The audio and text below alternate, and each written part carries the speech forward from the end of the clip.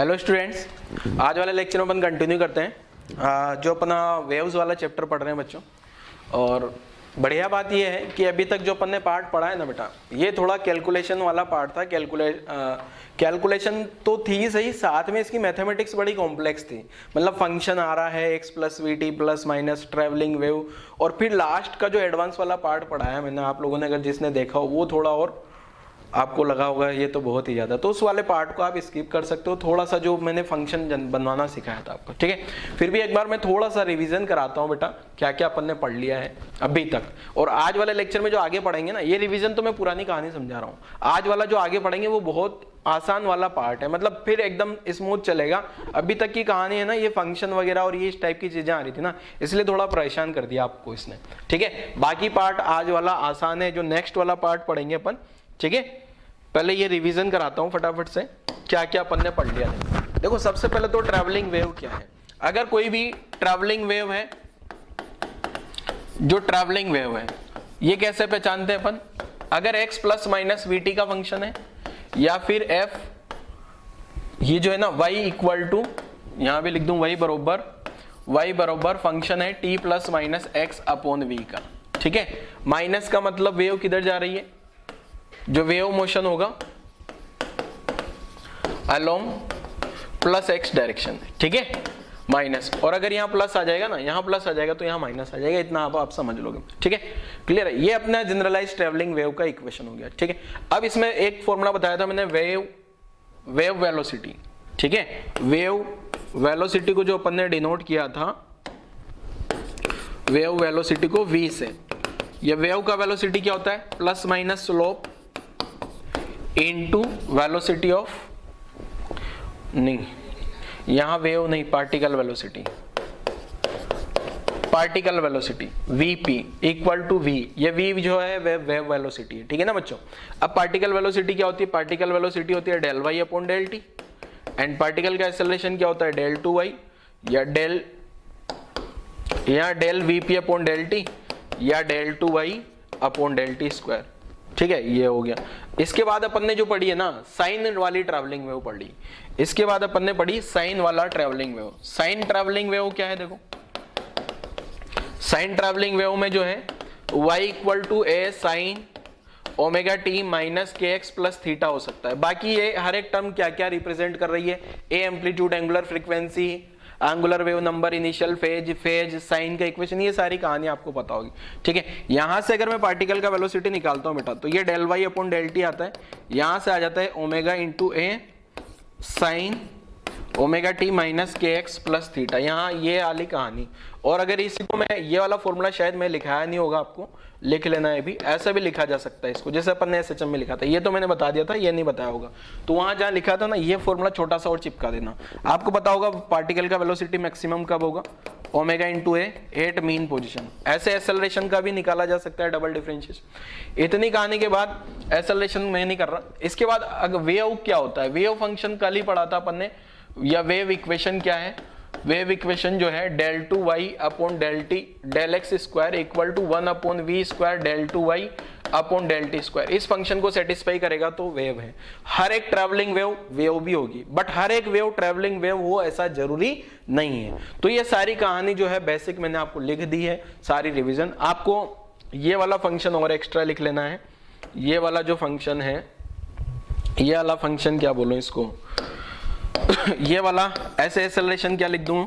Del two y upon del t, या del particle का velocity upon del t, तो यहाँ आ गया होगा minus omega square a sine omega t minus k x plus theta, ठीक है। यहाँ कोस आएगा,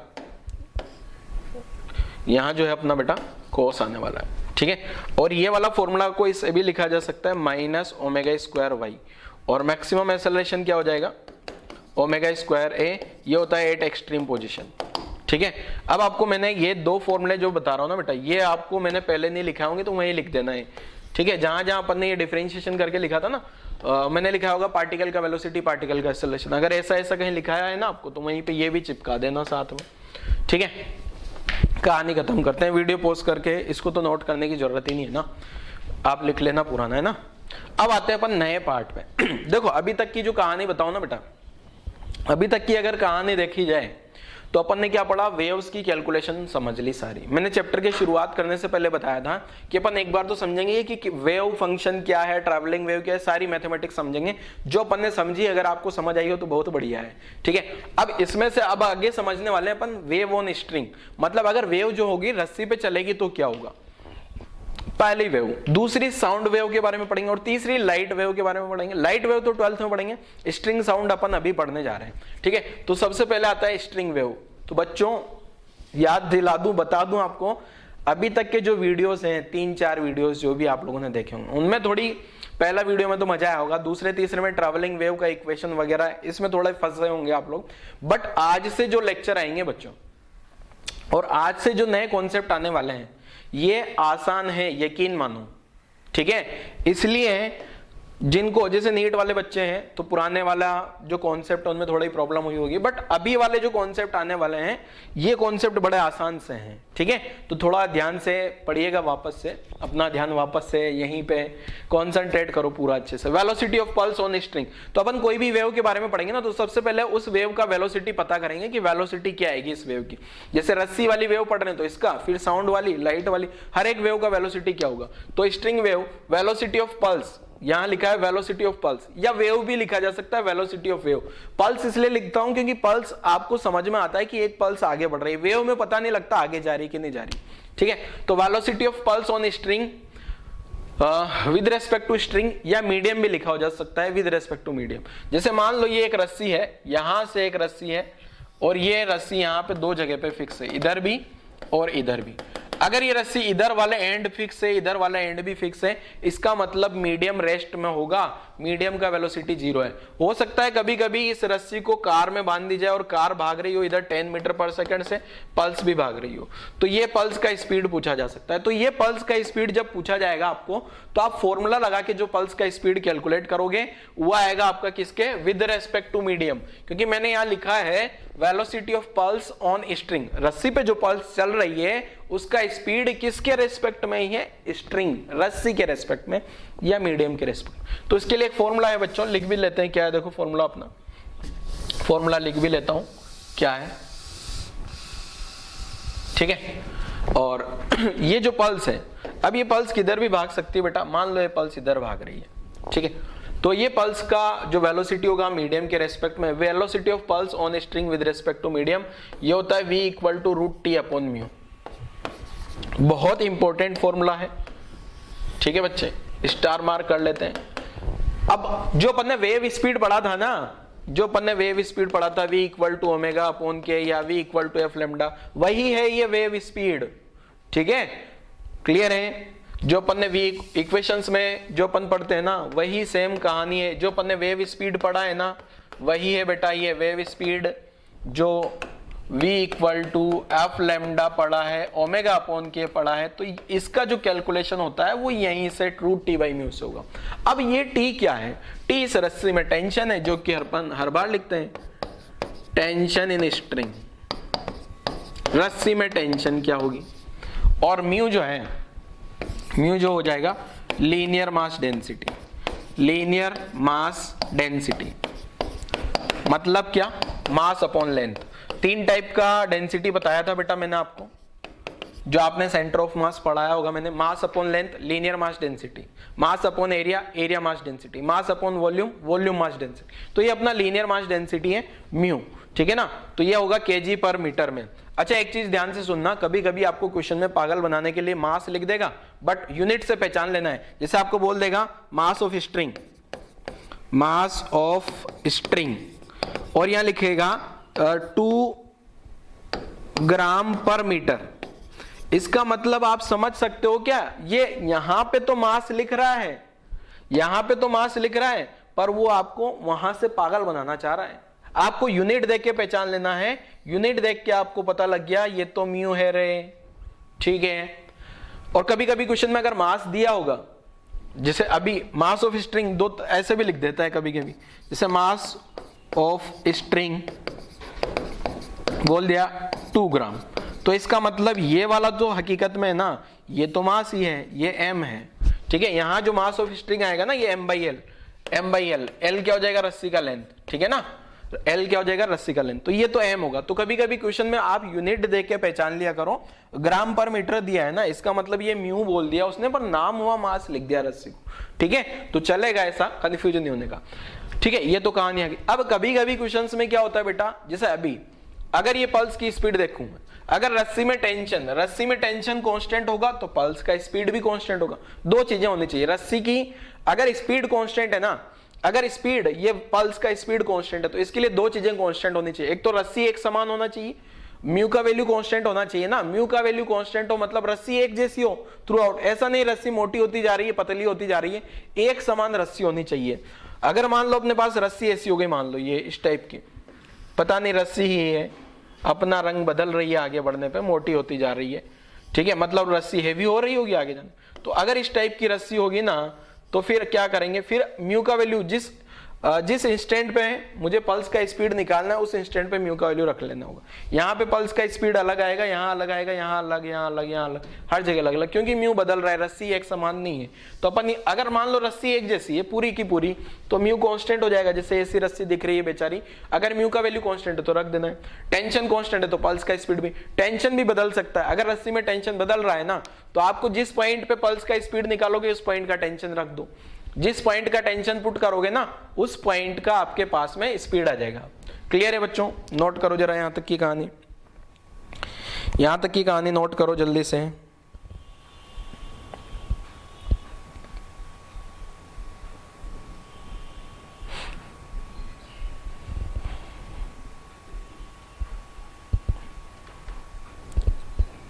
ठीक है, अब यहां जो मैं लिख देता हूं, ये तो लिख दिया होगा आपने, in case of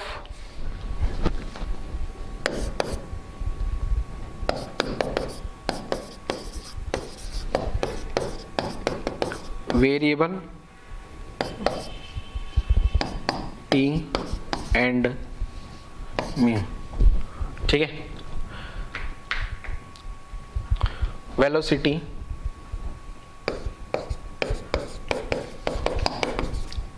v at given point, velocity कोई भी गिवन पॉइंट का वेलोसिटी निकालना है तो वेलोसिटी एट गिवन पॉइंट, ये कोई भी गिवन पॉइंट का वेलोसिटी निकालना है तो उसी पॉइंट के करस्पॉन्डिंग मुझे T and mu value put कर देना है। वेलोसिटी एट गिवन पॉइंट, एक सेकेंड,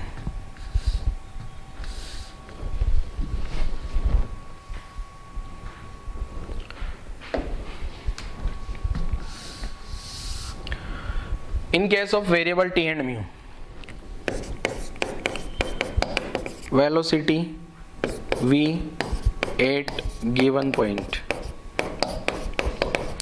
आप जो लिखोगे ना रूट टी अपॉन म्यू, इस रूट टी अपॉन म्यू में क्या हो जाएगा, ये T at that point, tension at that point, कौन सा वाला पॉइंट, जो पॉइंट गिवन है ना उस पॉइंट की टेंशन रख दो, ठीक है। और सेम कहानी म्यू में भी, linear mass density at that point, linear mass density at that point, जिस भी पॉइंट पे आपने पल्स का स्पीड निकाला ना उस पॉइंट की टेंशन रख दो और उस पॉइंट का म्यू रख दो, ठीक है, तो आपका आंसर आ जाएगा। तो कहानी यहाँ तक की पूरी सब कुछ आप लोग नोट कर लो जरा, वीडियो पोस्ट ऊपर तो आपने नोट कर ही लिया होगा, रूट टी बाई म्यू। तो आपको ये ध्यान देना है कि टी कांस्टेंट है, वेरिएबल है, म्यू कांस्टेंट है, वेरिएबल है। अगर वेरिएबल होगा तो जिस पॉइंट पे पल्स का स्पीड निकालना उस पॉइंट की टेंशन और म्यू का वैल्यू रख लो, तो उस पॉइंट की स्पीड आ जाएगी, स्पीड बदलेगी फिर उस केस में, ठीक है ना, क्लियर है, तो ध्यान रखना। तो यहाँ तक की कहानी नोट कर लो जरा। चलो नेक्स्ट आगे बढ़ते हैं, एक न्यूमेरिकल पे आ जाते हैं, आसान सा न्यूमेरिकल है। मैं आपको पहले न्यूमेरिकल एक्सप्लेन कर देता हूँ, आप वीडियो पॉज करके पहले न्यूमेरिकल लिख भी लेना और ट्राई भी करना, ठीक है बच्चों, और फिर सॉल्यूशन देख लेना। नहीं सर हम तो लगातार सॉल्यूशन देखते हैं, फटाफट से हमें वीडियो खत्म करना होता है, फिर हमें जॉब पे जाना होता है, हम जॉब करते हैं, ठीक है, तो ऐसा नहीं करना बेटा, वीडियो पॉज करके देखना है एक बार जरूर, ठीक है। तो देखो क्या ये रस्सी है और रस्सी से यहाँ लगाया 20 kg, 20 किलोग्राम, 20 kg, जो कि ज्यादा हैवी है, बहुत सारा हैवी लग रहा है। और ये रस्सी 500 ग्राम पर मीटर की, मतलब 1 मीटर लंबी भी रस्सी ले लूंगा ना मैं, तो उसका मास भी केवल 500 ग्राम होगा। 1 मीटर लंबी रस्सी ले लूंगा तो केवल 500 ग्राम मास हो रहा है। Find speed of pulse generated in string. अब यहाँ इस रस्सी में अगर मान लो यहाँ पे कोई पल्स जनरेट हो जाए, ये रस्सी है और यहाँ कोई ऐसी पल्स जनरेट हो जाए, ठीक है, इस रस्सी में क्या हो जाए, यहाँ पे कोई अगर पल्स जनरेट हो जाए और ये पल्स ऊपर बढ़ रही है मान लो, तो इस पल्स का स्पीड पता करना है। Find speed of pulse generated in the string as situation shown. Assume that, क्या मान लेना है आपको, टेंशन इज नॉट इफेक्टेड। ये जो टेंशन है ना इस रस्सी की, जो पूरी रस्सी की, यहाँ पे जो भी टेंशन आएगी ना बेटा रस्सी में, वो रस्सी में जो टेंशन है वो मास ऑफ स्ट्रिंग से इफेक्टेड नहीं है, अफेक्ट नहीं कर रही है। मतलब आपको ये मान लेना है कि पूरी की पूरी रस्सी में टेंशन एक समान है। क्लियर बच्चे? और म्यू, ये वाला वैल्यू जो है आपको देखने से पता लग रहा है ये वाली वैल्यू तो म्यू होगी, ठीक है, क्लियर है? तो आपके पल्स का स्पीड पता कर सकते हो। चलो ट्राई करो जरा, आसान है क्वेश्चन, वीडियो पॉज करो, क्वेश्चन सोल्व करने के लिए ट्राई करो। रस्सी में टेंशन कितनी आएगी पहले टेंशन पता करो, म्यू का वैल्यू दिया है √T/μ लगा दो तो आंसर आ जाएगा। चलो मैं सोल्व कर देता हूं, देखो क्या है। पहले तो मुझे ये समझ में तो आ गया कि फॉर्मूला तो √T/μ ही लगने वाला है, ठीक है। अब ये रस्सी में टेंशन जो है mg के बराबर हो जाती है। कुछ बच्चे ये ऐसे डायग्राम देख के न्यूटन्स लॉ को याद करते हैं और सोचते हैं अरे यार न्यूटन्स लॉ तो हमें आता नहीं है तो आंसर कहां से आएगा। बेटा न्यूटन्स लॉ नहीं आता है, बट अगर न्यूटन्स लॉ आपको अच्छे से नहीं आता तो कोई दिक्कत नहीं है, ज्यादा जरूरत नहीं है न्यूटन्स लॉ की, एकदम बेसिक न्यूटन्स लॉ लग रहा है यहाँ पे। आप सबको पता है ये जो 20 kg वाला ब्लॉक है, अगर मैं इसका फ्री बॉडी डायग्राम बनाऊंगा तो इस पे जो 20 का mg तो नीचे लगेगा, ठीक है, और टेंशन ऊपर आएगा और T बराबर mg हो जाएगा। क्लियर है ना? आसान सा है ना? इतना फ्री बॉडी डायग्राम अगर आपसे नहीं भी बनता है तो कोई दिक्कत नहीं है, डायरेक्ट T = mg लिख लो, ठीक है। टेंशन आ गया, अब म्यू का वैल्यू पुट करता हूं। अच्छा एक चीज ध्यान रखना आप लोग बेटा, ये वाला म्यू रस्सी के लिए है, ये वाला म्यू क्या है, मास per unit length for string, शायद लिखा भी होगा यहाँ पे, linear mass density of string, string भी लिख देता हूं, linear mass density for string, ठीक है, क्लियर है? लीनियर मास डेंसिटी आगे स्ट्रिंग के लिए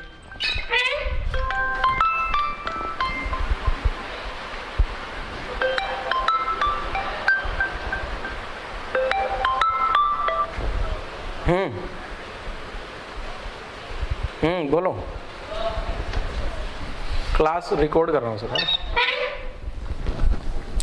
तो यहां पे देखो क्या है कहानी, आपने ये लिख लेना है फॉर स्ट्रिंग, ठीक है ना, रस्सी का है, कंफ्यूजन नहीं हो जाए, ये वाला जो मास है ना ये रस्सी का मास लेना है, ठीक है। यहां भी लिख देते हैं, चलो अपन, mass of string, length of string, clear है? रस्सी का मास और रस्सी का लेंथ, ठीक है ना। तो अब आपका कंफ्यूजन नहीं दूर है।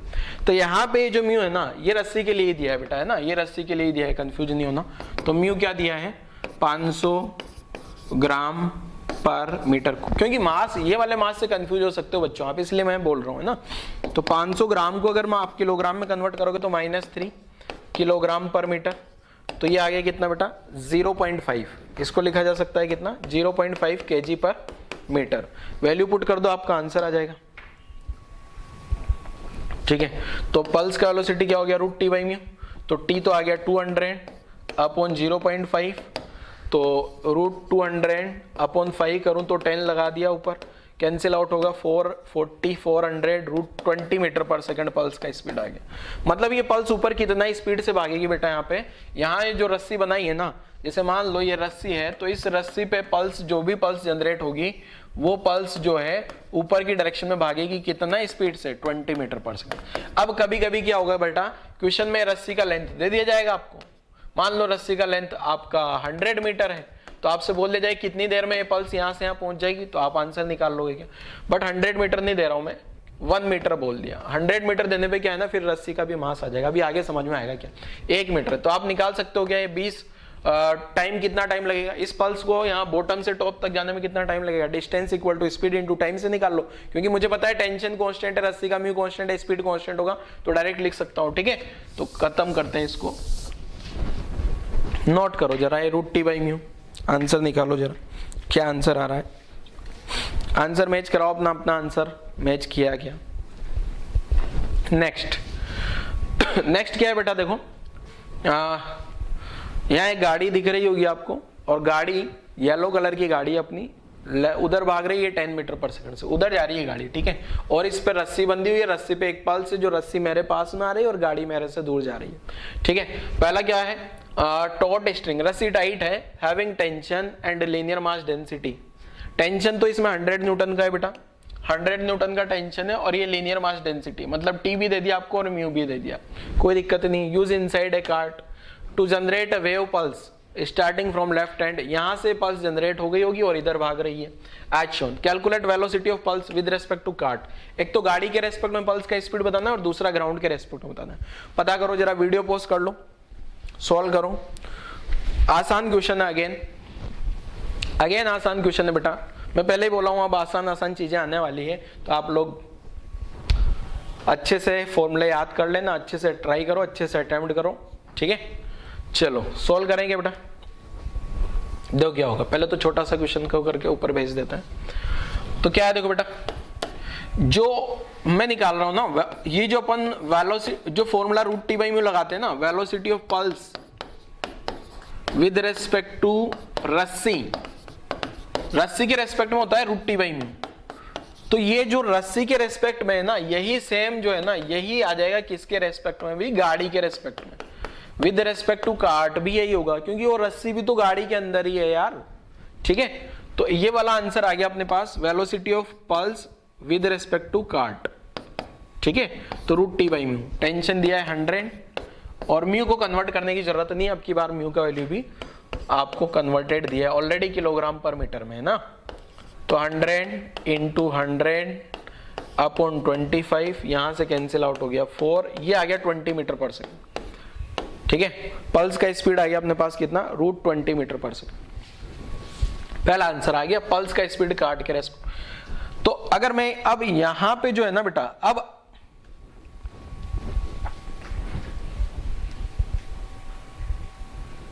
आ गया, अब जो सेकंड, ये वीपीसी को क्या लिखा जा सकता है? Velocity of pulse with velocity of pulse minus velocity of cart, ठीक है।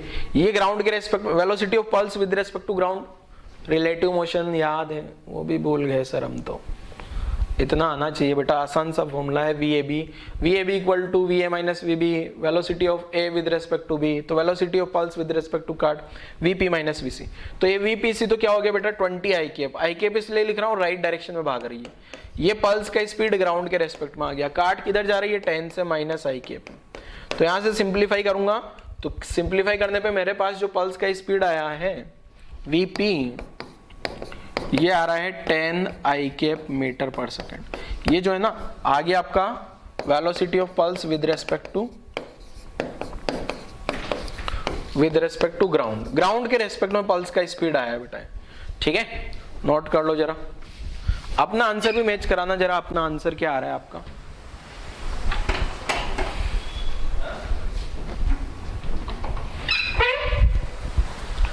ठीक है, मैच कराओ जरा आप लोग अपना आंसर क्या, यही है क्या? वीडियो पॉज करके नोट भी कर लेना आप लोग, ठीक है। तो क्वेश्चन आसान सा था। पिछला क्वेश्चन में तो क्या था? पिछले क्वेश्चन में आपको ऐसा कुछ तो दिया नहीं था। अब यहाँ पल्स का स्पीड पूछा है तो पल्स का स्पीड बता दिया अपन ने, और पल्स, रस्सी तो रुकी हुई है ना, तो ग्राउंड के रेस्पेक्ट में लिख लूं या रस्सी के रेस्पेक्ट में, दोनों में सेम आएगा क्योंकि रस्सी रुकी हुई है। क्लियर है ना? अभी यहाँ मैंने क्या किया, गाड़ी के अंदर लगा दिया रस्सी को। अगर रस्सी गाड़ी के अंदर, गाड़ी चल रही है, तो जो रूट टी बाई म्यू है ना, वो गाड़ी के रेस्पेक्ट में स्पीड होगा पल्स का, ध्यान रखना, ठीक है। क्योंकि रूट टी बाई म्यू जो है मैंने फॉर्मूले में लिखाया था वेलोसिटी ऑफ पल्स, ये velocity of pulse with respect to medium है बेटा, विद रेस्पेक्ट टू स्ट्रिंग है, और वो स्ट्रिंग जो रस्सी है, और रस्सी तो गाड़ी के अंदर है ना, ठीक है। तो गाड़ी के रेस्पेक्ट में भी स्पीड वही आएगी जो रस्सी के रेस्पेक्ट में आएगी। क्लियर है? नोट कर लो। चलो नेक्स्ट क्वेश्चन, नेक्स्ट क्वेश्चन आ गया, ये आसान सा। देखो क्या मास दिया है रस्सी का, मास ऑफ स्ट्रिंग। ये एक रस्सी है, पुली, वापस आपके दिमाग में न्यूटन लॉ आ गया होगा, बट न्यूटन लॉ का कोई ज्यादा खास यूज नहीं है इसमें, ठीक है। बहुत बेसिक यूज है न्यूटन लॉ का, ठीक है। तो मास ऑफ स्ट्रिंग, रस्सी का मास दिया 4.5 gram, find the time taken by the transverse pulse produce at the floor of and reach the pulley. देखो क्या है कहानी, यहाँ पे एक पल्स जनरेट कर रहा हूं, मान लो ये पल्स जनरेट होके ये पल्स ऊपर जाएगी और यहाँ पुली तक जाएगी, यहां तक जाने में कितना टाइम लगेगा ये आपको पता करना है। अगर आप ध्यान से देखोगे ना तो ये आपको दिख रहा होगा बहुत रस्सी हल्की है, 4 ग्राम की रस्सी है ओनली, कितना 4 ग्राम हल्की रस्सी। यहाँ ब्लॉक लटा है, यहाँ जो ब्लॉक लटका है ना वो 2 kg का, 2 kg का अगर ये ब्लॉक लटका है ना, इसका मतलब यहां जो रस्सी में टेंशन आएगी ना बेटा, tension in string, tension in string mg के बराबर होगा, ये 20 न्यूटन हो गया, डायरेक्ट लिख देता हूं मैं, ठीक है ना। ये इसका mg लगेगा, यहां पे ये वाली रस्सी में जो भी टेंशन आएगी वही टेंशन इधर वाली रस्सी में भी होगी, ये न्यूटन लॉ का पार्ट है, ठीक है। अब पल्स का स्पीड √T/μ लिख ले, तो 20 म्यू की जगह 4.5 ग्राम। अच्छा अब ये अगर आप ध्यान से देखोगे ना बेटा, 4.5 ग्राम है ना, ग्राम को किलोग्राम में कन्वर्ट कर दिया तो -3 लगा दिया, और साथ में मैं रस्सी का लेंथ भी लिखूंगा, रस्सी 2 मीटर तो इधर है और इधर भी है रस्सी, इधर ये वाली रस्सी को अपन छोटा सा नेग्लेक्ट कर देते हैं ऑलमोस्ट, ठीक है। तो टोटल रस्सी हो गई मेरे पास कितना 2.25, ठीक है, मीटर में हो गई ना, वो सेंटीमीटर को अगर मैं मीटर में कन्वर्ट करूंगा तो 0.25 मीटर आएगा ना बेटा, ठीक है। अगर यहां से आप कैलकुलेशन करोगे, आप कट करोगे ना, तो ये वाली टर्म कैंसिल आउट कट होके ये वाली टर्म आएगी 2 बार, 2.25 को 2 से मल्टीप्लाई करोगे तो 4. और ये 2 भी यहाँ कैंसिल आउट हो गए 10, तो मतलब अपना सिंप्लीफाई होके आंसर आ गया कितना, पल्स का स्पीड ये 10 पावर 1 10 पावर 3 4 100 मीटर पर सेकेंड पल्स का स्पीड आया, ठीक है। अब मैं जो मेरे को निकालना है टाइम, अब देखो ये जो पल्स यहां से पल्स ऊपर जा रही होगी उसके लिए जो टाइम आएगा वो मैं लिख देता हूं डिस्टेंस अपॉन स्पीड से, डिस्टेंस अपॉन स्पीड। तो पल्स को कहां से कहां जाना है, नीचे वाले पॉइंट से पुली तक पहुंचना है, तो 2 मीटर अपॉन 100, तो आंसर आ जाएगा 0.02 सेकंड।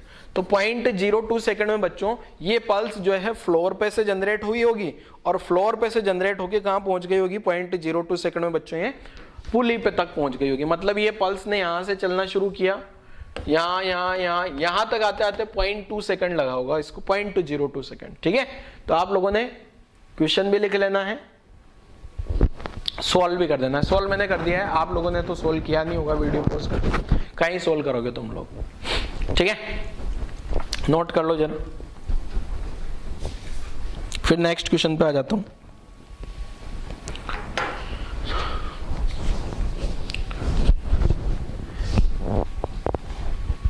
नेक्स्ट क्वेश्चन क्या है, देखो आसान सा क्वेश्चन है अगेन।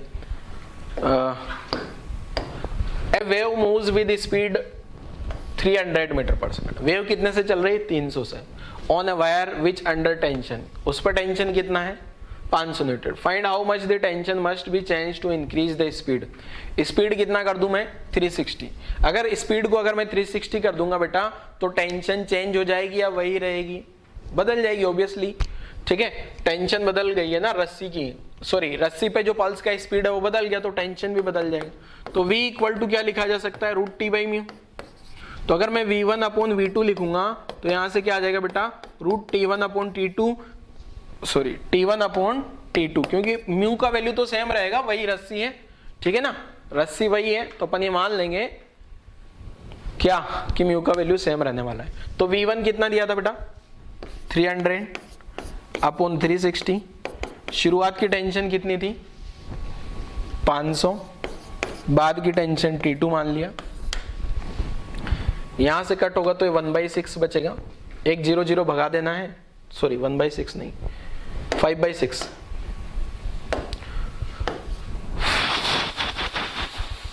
हाँ 6 से कैंसिल आउट होगा ना, 6 से 5 और 6, और यहां आ गया √500 अपॉन T2, स्क्वायर कर दूं तो ये 25 36 500 T2, 500 से कैंसिल आउट हो गया 20, तो T2 जो आंसर 36 से 20 तो 720 न्यूटन आया।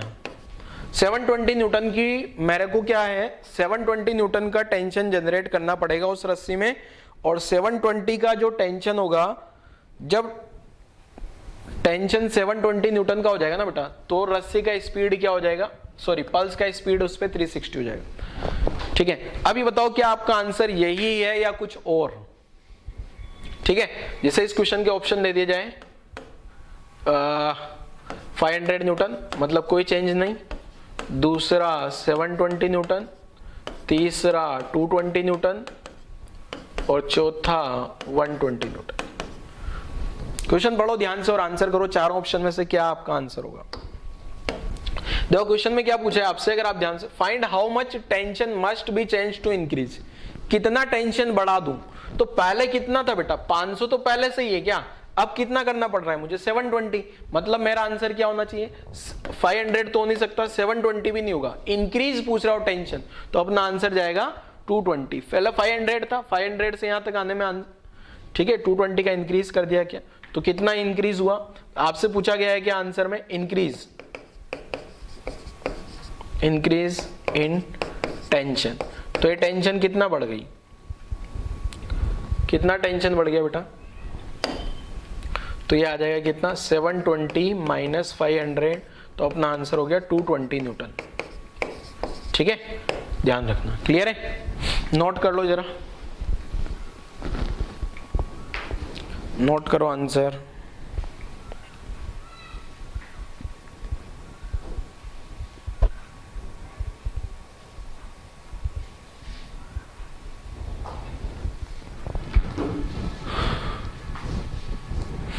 चलो नेक्स्ट, आंसर नोट कर लिया होगा आप लोगों ने, समझ में भी आप क्या होगा आपको। नेक्स्ट क्वेश्चन देखो, बड़ा सारा क्वेश्चन है।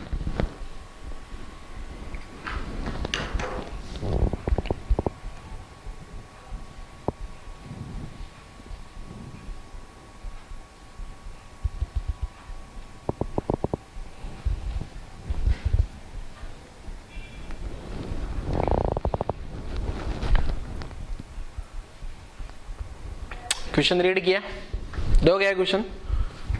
अभी तक मैं रस्सी रस्सी बोल रहा था, अब रोप बताया है क्वेश्चन में। एम जो है मास ऑफ रोप आ गया, एंड एल जो है उस रस्सी का लेंथ आ गया, टोटल लेंथ कितना है रस्सी का। ठीक है, क्लियर है बच्चों।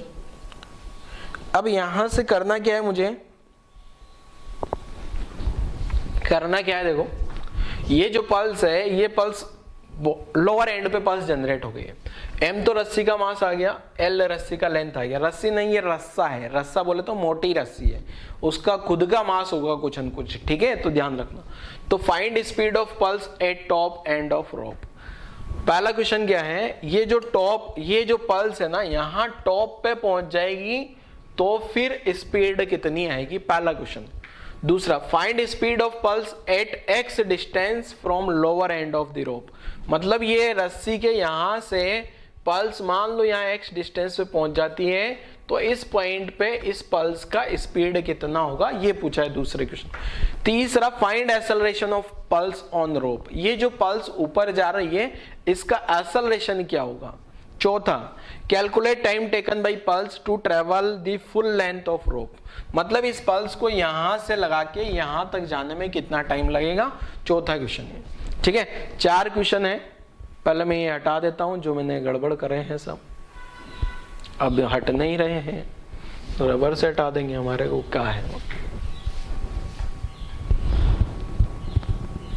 चलो, अब आपको क्या करना है, पहले क्वेश्चन लिख लो बेटा, फिर ट्राई करो, सोल्व करना पड़ेगा। ठीक है ना, ट्राई करोगे क्वेश्चंस तो ही समझ पाओगे, वरना नहीं समझ पाओगे। ठीक है ना, तो ट्राई करो जरा क्वेश्चन बच्चे। एम जो है मास ऑफ रोप आ गया, एल लेंथ आ गया। पहला वाला क्वेश्चन तो आसान है, इस पॉइंट पे आंसर निकालना। दूसरे में थोड़ा सा दिक्कत हो सकता है कुछ बच्चों को। ठीक है, तीसरा एंड चौथा लिंक्ड क्वेश्चन है पूरा का पूरा। ठीक है ना, तो पहला आसान है, दूसरा में थोड़ा ट्विस्ट है, थर्ड एंड फोर्थ में और ज्यादा ट्विस्ट। ठीक है, तो ट्राई करो जरा, आप लोग ट्राई करोगे तो कुछ सीख पाओगे, वरना नहीं सीखोगे। ठीक है, तो सोल्व करें जरा, देखो सोल्व करता हूं जरा क्या होगा आंसर। पहले तो वीडियो पॉज करके आप लोगों ने क्वेश्चन लिख ही लिया होगा। अब इस क्वेश्चन को कर देंगे अपन छोटू सा और इसको पहुंचा देंगे ऊपर। ठीक है, तो देखो क्या है, पहला वाला क्वेश्चन सोल्व करता हूं। फर्स्ट वाला क्वेश्चन बड़ा आसान है बेटा।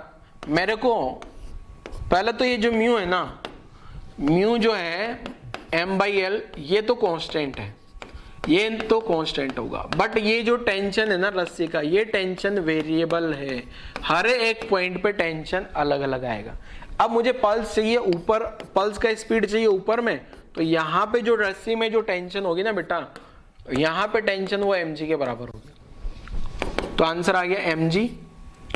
अब यहाँ ध्यान रखना, ये m अभी तक क्वेश्चन में जो mg लिखते थे ना अपन, वो m ब्लॉक का मास होता था, यहाँ पे ये m रस्सी का ही मास है, क्योंकि ये जो टेंशन आ रही है ना रस्सी में, वो रस्सी के खुद के मास के कारण आ रही है। ठीक है, ये जो टेंशन आ रही है वेरिएबल इसलिए है क्योंकि जैसे जैसे ऊपर जब बढ़ूंगा मैं, तो ऊपर बढ़ने पर रस्सी का मास बढ़ता जा रहा है। जैसे अगर मान लो इतनी सी रस्सी का ये इतना ऊपर गया मैं, तो यहाँ पे इस पॉइंट की टेंशन चाहिए ना, इस पॉइंट की टेंशन अगर मुझे चाहिए तो वो इतनी सी रस्सी का मास के कारण आएगी। इस पॉइंट का टेंशन चाहिए तो रस्सी बढ़ गई, इतने सारे मास के कारण आएगी। तो इस पॉइंट पे तो पूरा पूरा रस्सी का मास आ गया ना बच्चे, क्लियर है।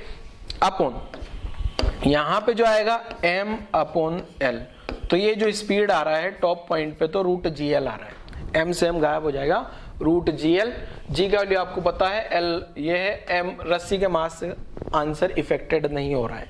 ठीक है, मतलब ये जो यहाँ पे जो आंसर आएगा, रस्सी का मास कुछ भी ले लो आप, चाहे 5 kg का रस्सी ले लो या 10 kg का, बट अगर उसका लेंथ कांस्टेंट है तो आंसर यही आने वाला है। मतलब जैसे मान लो इतना मोटा ये वाली रोप ले लो या और मोटी वाली रोप ले लो, दोनों में आंसर इस पॉइंट पे वेलोसिटी, इस पॉइंट पे वेलोसिटी सेम सेम ही आने वाली है, √gl। पहला क्वेश्चन तो ये बोलता है। ठीक है, दूसरा क्वेश्चन क्या है, सेकंड क्वेश्चन समझते हैं जरा क्या है।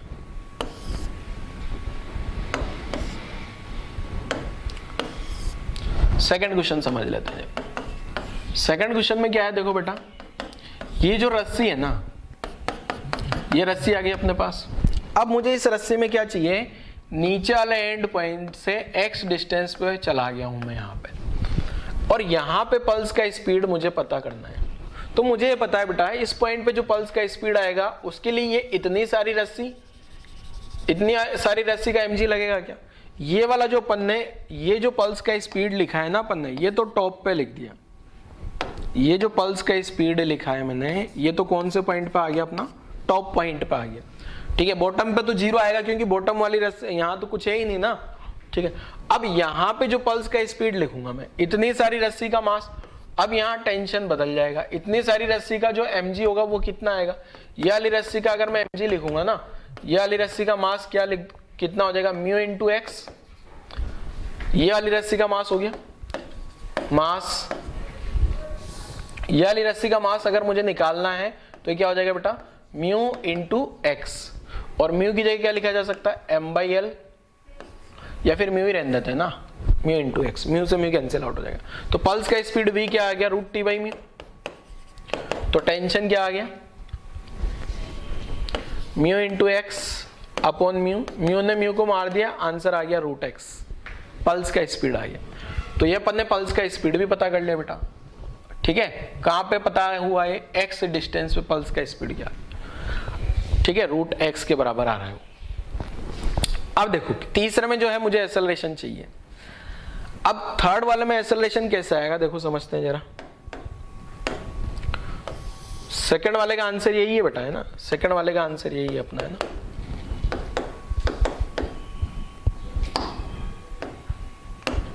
सेकंड वाले क्वेश्चन का आंसर यही है। ठीक है, अब थर्ड वाले क्वेश्चन में मेरे को क्या करना है बेटा, एक्सेलरेशन ढूंढना है पल्स का, ये पल्स कितने एक्सेलरेशन से ऊपर जा रही है। तो वेलोसिटी दिया है और वेलोसिटी से मुझे क्या चाहिए, पल्स का एक्सेलरेशन। तो देखो थोड़ा सा प्रॉब्लम तो करेगा आपको, है बताता हूं देखो कैसे सोल्व करना है। देखो एक तरीका तो आसान तरीका, मुझे पता है v² u² 2s होता है। ठीक है, क्लियर है।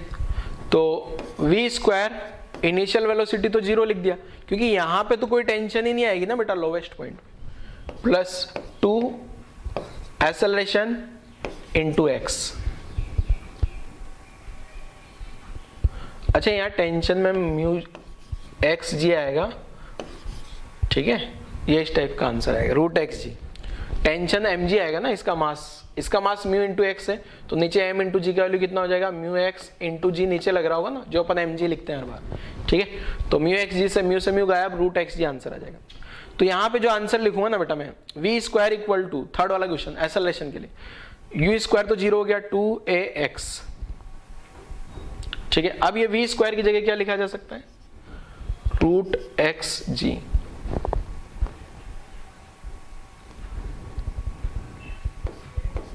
इक्वल टू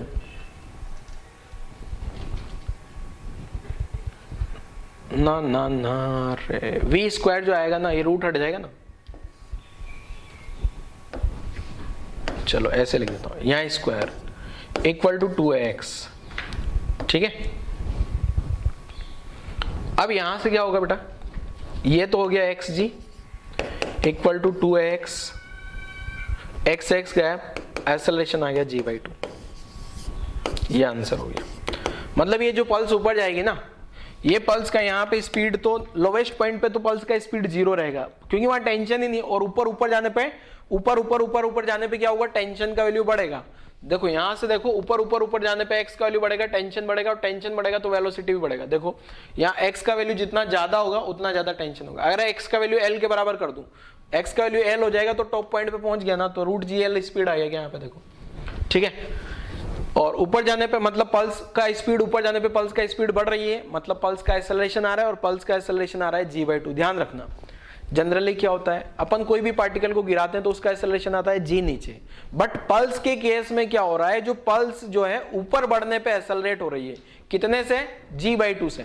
मतलब पल्स का स्पीड जैसे ऊपर बढ़ेगी तो पल्स का स्पीड बढ़ने वाला है, ठीक है। कितने से बढ़ेगा, g/2 से, ठीक है ना, ये पल्स का एक्सेलरेशन। अब दूसरा टाइम टेकन चाहिए, तो टाइम टेकन तो आसानी से हो जाएगा। अब देखो कुछ बच्चों को क्या है ना, ये वाला थोड़ा लग रहा होगा कि सर ये वाला जो क्वेश्चन सोल्व किया है ना आपने, देखो कुछ बच्चों को ये लग सकता है कि सर ये जो क्वेश्चन सोल्व किया है आपने, इस क्वेश्चन में तो आपने ये इक्वेशन लगा दी, और ये इक्वेशन तो तब लगती है जब एक्सेलरेशन कांस्टेंट हो, और आपको थोड़ी पता था पहले से एक्सेलरेशन कांस्टेंट। बट बेटा मुझे पता था ना, ये फॉर्मेट जो है ना, यहाँ v square equal to x g आ रहा है क्या, यहाँ मुझे पता था ये वी स्क्वायर जो है वो एक्स जी के बराबर आ रहा है, इसका मतलब कहीं ना कहीं ये इक्वेशन को फॉर्म बन रही है, ठीक है। अगर आपको लगता है फिर भी नहीं सर, फिर भी हमारे को तो दिक्कत है, तो आप वो फॉर्मूला लगा लो, एक्सेलरेशन जब वेरिएबल होता है तो अपन a equal to v d v by d x तो लगा ही सकते हैं ना। तो अगर आप एक्सेलरेशन जो आएगा, ये तो आ गया रूट एक्स, ये जो एक्सेलरेशन आ गया ना, ये तो एक्सेलरेशन आ गया अपने पास रूट जी एक्स। अब आप d by d x of velocity का वैल्यू रूट जी एक्स यहाँ भी पुट कर लो, ठीक है। रूट जी से रूट जी तो जी बचेगा बाहर, या फिर इसको रूट जी एक्स, रूट जी तो बाहर आ गया। अब ये x की पावर 1/2 का डिफरेंशिएशन 1/2 x पावर माइनस 1/2 हो जाएगा, ठीक है। और ये x पावर माइनस 1/2 से ये गायब होगा, और अपना आंसर आ जाएगा कितना, g/2, ठीक है। ये मैंने यहाँ पे जो डिफरेंशिएशन किया x की पावर 1/2 का, 1/2 x पावर 1/2 माइनस 1, तो 1/2 माइनस 1 माइनस हाफ होगा। अब ये वाला x रूट x, ये वाले ये 1/√2x हो जाएगा ना, ठीक है। तो आंसर आ जाएगा अपना कितना, g/2। तो ये अपना एक और मेथड हो गया, सेकंड मेथड। कौन सा वाले क्वेश्चन के लिए हुआ है, सॉल्यूशन हुआ है थर्ड वाले क्वेश्चन का, अरे यार थर्ड वाले क्वेश्चन का सेकंड मेथड हो गया, ठीक है। अब मुझे फोर्थ वाला क्वेश्चन चाहिए। फोर्थ वाले क्वेश्चन में ये पूछा है कि कितना टाइम लगेगा इस पल्स को ऊपर जाने में। ये पल्स को यहां से लगा के यहां तक का लेंथ L कवर करने में कितना टाइम लगेगा। तो मुझे पता है कांस्टेंट एक्सेलरेशन तो कांस्टेंट आ रहा है g/2, ठीक है। तो मैं क्या करता हूं, ये इक्वेशन लगा देता हूं u/2 प्लस हाफ at²। तो चलना उसको L है, इनिशियल स्पीड 0 है पल्स का यहाँ पे, प्लस 1/2 g/2 t²। तो टाइम कितना आ जाएगा, √4L/g। ये आंसर आ गया, ठीक है, 4L/g। क्लियर है, कहानी सबको समझ आई, 4L/g इसका आंसर हो जाएगा, ठीक है। नोट कर लो जरा।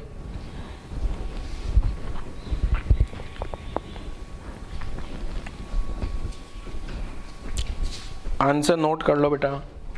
अब इसमें है ना, ये जो क्वेश्चन है बच्चों, इसमें मैकेनिक्स लगा के थोड़ा क्वेश्चन में चेंजेस किए जा सकते हैं, तो वो आप लोगों को मैकेनिक्स आएगी तो क्वेश्चन भी सोल्व हो जाएंगे। ठीक है, तो वीडियो पॉज करके सारे क्वेश्चन सोल्व कर लेना आप पहले तो ये पूरा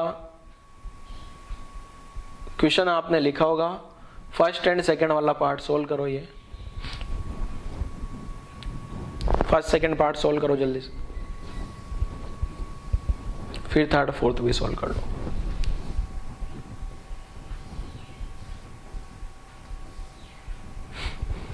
चलो नेक्स्ट एंड लास्ट नोट लगा के लिखते हैं। अब ये वाला क्वेश्चन अगर आपको लगता है सर ये तो क्वेश्चन थोड़ा ज्यादा परेशान कर रहा है, तो आपको मैंने नोट लगा के क्या लिखवा रहा हूं, देखो, इन केस ऑफ रोप का मतलब स्ट्रिंग का मास होगा, स्ट्रिंग विद मास। तो ऐसी सिचुएशन में क्या होता है कि टेंशन वेरिएबल हो जाता है। ऐसी सिचुएशन में क्या होता है बेटा, टेंशन वेरिएबल बन जाती है।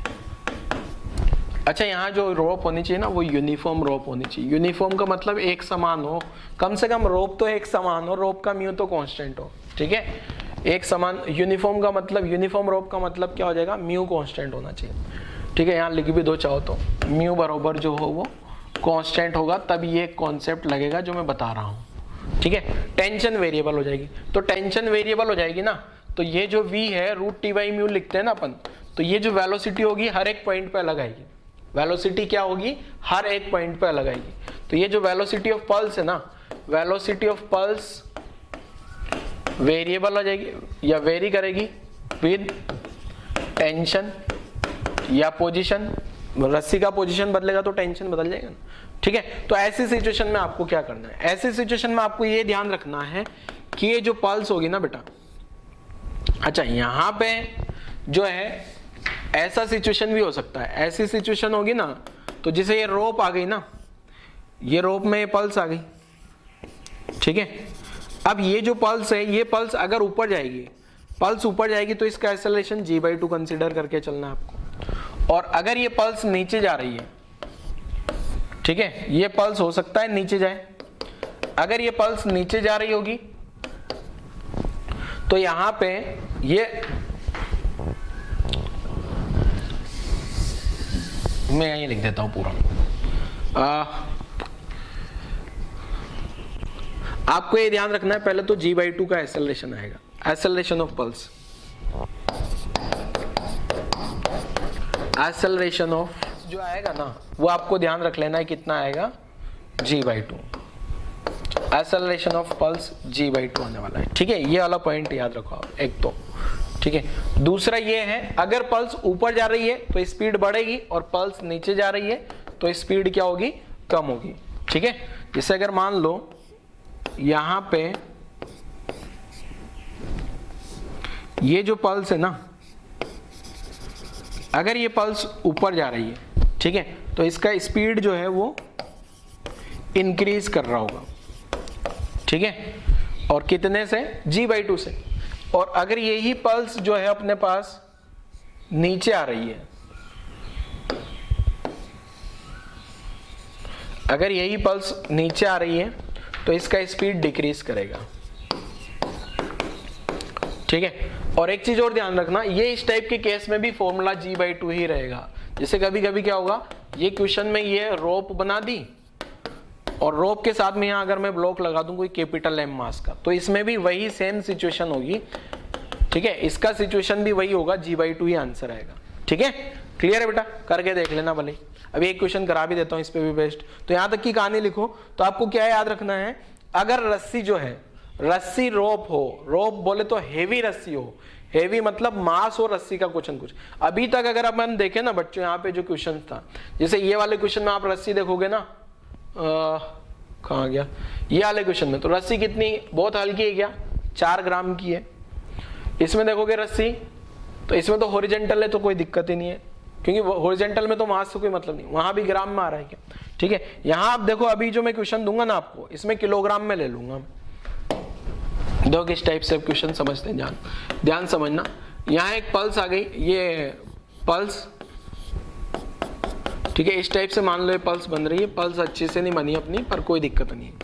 मान लो ये ब्लॉक आ गया एक, ठीक है, इस ब्लॉक का मास सपोज 10 kg मान लिया, ठीक है, 10 kg। तो ये क्या मान लिया मैंने, टोटल नीचे वाले ब्लॉक का मास। अब मास ऑफ रोप भी दिया होगा और लेंथ ऑफ रोप भी दिया होगा। मास ऑफ रोप दिया हुआ है, मान लो ये भी 10 kg, नहीं इसको थोड़ा बढ़ा दे, मास ऑफ रोप मान लो 5 kg है, बहुत सिग्निफिकेंट है। और लेंथ ऑफ रोप भी दिया है, लेंथ ऑफ रोप, रस्सी का लेंथ दिया है मान लो 2 मीटर, ठीक है। अब आपको बोल दिया जाए पल्स ऊपर जा रही है। पहला velocity of pulse, velocity of pulse 8 lowest and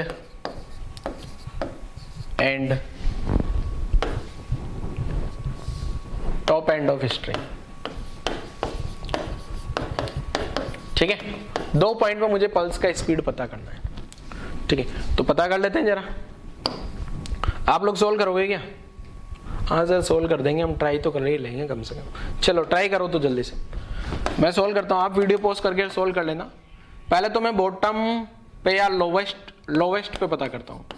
तो लोवेस्ट पे जो टेंशन आएगी ना बेटा, रूट टी, एक टी अपॉन म्यू, तो लोवेस्ट पे जो टेंशन आएगी इस पॉइंट पे, वो इस 10 kg की टेंशन होगी केवल, तो वो 10 इंटू जी लिख दिया मैंने, ठीक है, यहाँ की टेंशन इंटू म्यू का वैल्यू कितना आ जाएगा 5/2 मास पर यूनिट लेंथ। तो आंसर कितना आ गया अपने पास, रूट 100 अपॉन 5/2। तो ये जो रूट में आ रहा है ना 40 न्यूटन, 40 आ रहा है, रूट 40 मीटर पर सेकेंड का स्पीड आ गया है, ठीक है,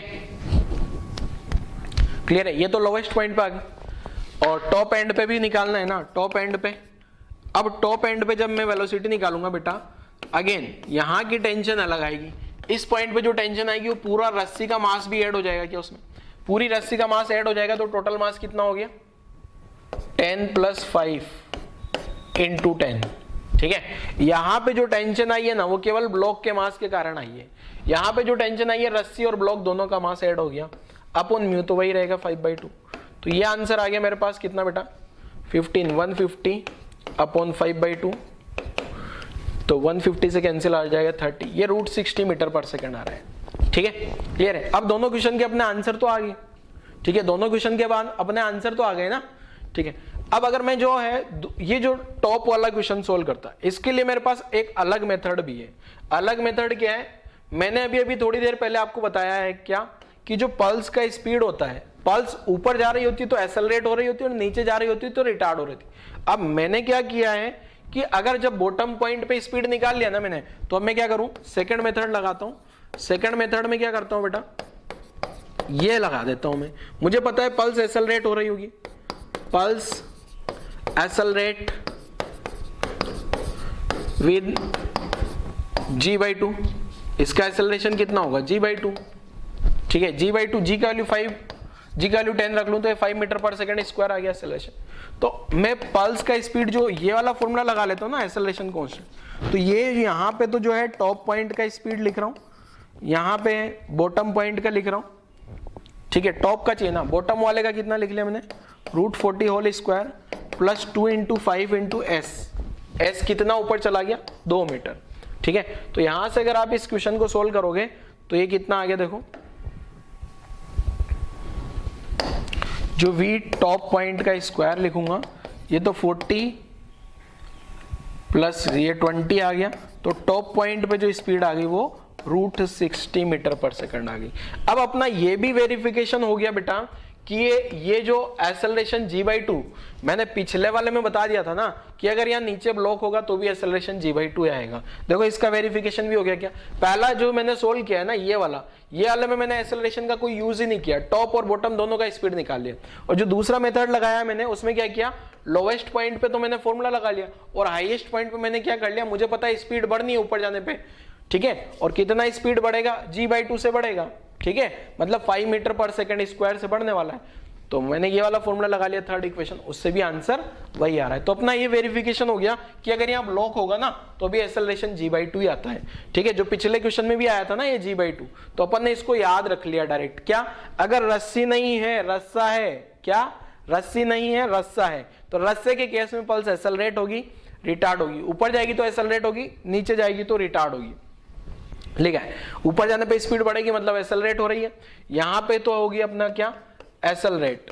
ठीक है, एक्सेलरेट होगी मतलब स्पीड बढ़ रही है, और नीचे आएगी तो क्या होगी, रिटार्ड होगी, रिटार्ड होगी मतलब स्पीड कम हो रही है। क्लियर है बच्चों? तो आज वाले लेक्चर की कहानी यही खत्म करते हैं। तो आज वाले लेक्चर में अपन ने पल्स की स्पीड के बारे में पढ़ लिया बेटा। ठीक है बच्चों, तो ये वाला लास्ट वाला क्वेश्चन आप लोग सोल्व कर लेना पूरा पूरा। ठीक है, तो पढ़ते रहो। अब थोड़ा सा जो कॉन्सेप्ट है ना, मतलब फिजिक्स लगेगी यार, मैथ्स नहीं लग रही है ज्यादा। ठीक है ना, क्लियर है बच्चों? तो लेक्चर आज वाला यही क्लोज करते हैं बच्चों। Thank you.